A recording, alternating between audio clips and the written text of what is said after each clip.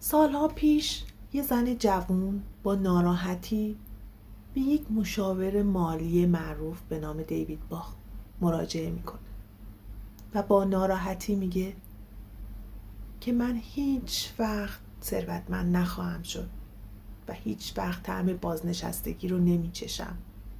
خانه‌دار شدن برای من رویاست و فقط ثروتمندها میتونن سرمایه گذاری کنن و هر چی دلشون میخواد بخرن. من بسیار ناامیدم. دیوید باخ بعد از کمی تأمل به اون زن جوان میگه شما روزانه چه خریدایی انجام میدید و چی میخرید؟ بعد زن جوان یکم فکر میکنه و میگه من روزا هیچ چیز خاصی نمیگیرم، فقط یک قهوه لته و بعضی موقع هم یه مقدار شیرینی و یه سری خریدای جزئی ریز که اصلا مهم نیستن. بعد دیوید باخ شروع میکنه به محاسبه. بهش میگه که این قهوه رو چند دلار میگیری؟ خانم بهش میگه که $5. فقط یک قهوه $5 و خیلی فکر نمی کنم چیز مهمی باشه.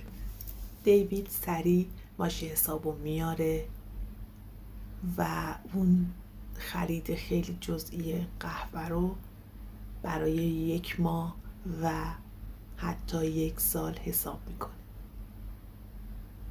و متوجه میشه که این خرید در طی زمان و در طی 1 سال تقریبا حدود بالای $1800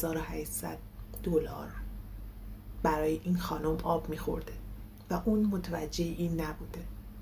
بله، درست حد زدیم، به اینجا رسیدیم که اون مشاور اسم این قضیه رو به فاکتور لته نامگذاری کرد.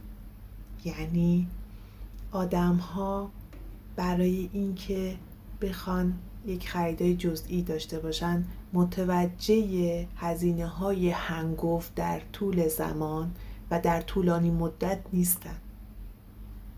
زن شوکه شد، نه به خاطر اینکه لته گرونه، به خاطر اینکه یک خرج کوچک روزانه چقدر میتونه تأثیر گذار باشه در طولانی مدت.